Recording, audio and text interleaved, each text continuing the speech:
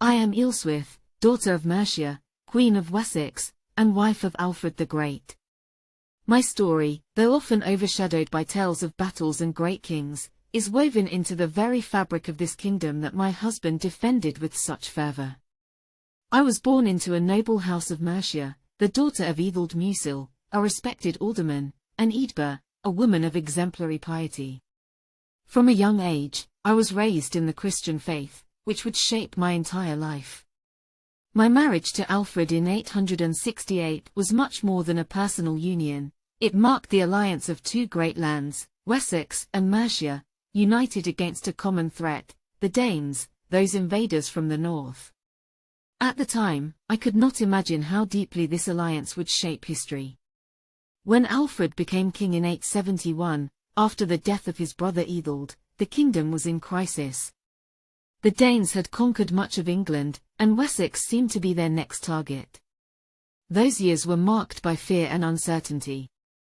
I still vividly remember the terrible year of 878 when we were forced to flee into the marshes of Athelney. Those moments of deprivation and humility forged our faith and resilience. It was there that Alfred, inspired by his prayers, devised a plan to reclaim our kingdom. I was not a warrior queen, but my role was no less essential. I supported my husband in his decisions, cared for our home and children, and strengthened the Christian faith among our people.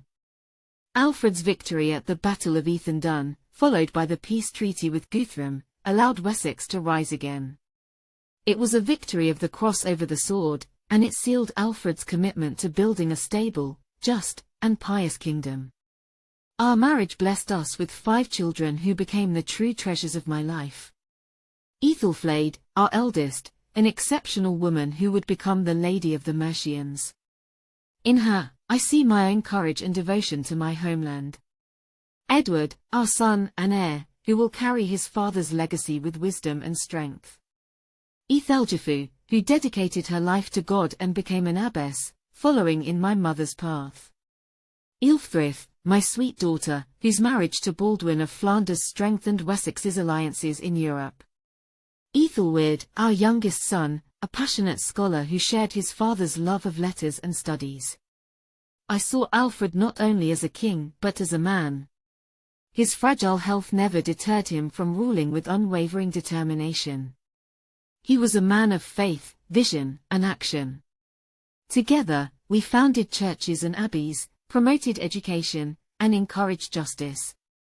My role, though often silent, was to be his support in the darkest moments, his confidant, and the guardian of our household. In this year of 899, as my husband's life nears its end, I look back with a mix of sadness and pride. Alfred gave his life for his people, and I know that his legacy will endure through our children and the institutions he built.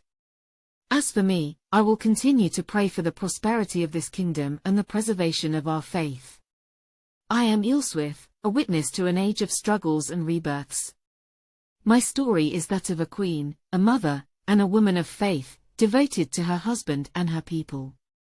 May my testimony inspire those who come after us to persevere, even in the darkest hours.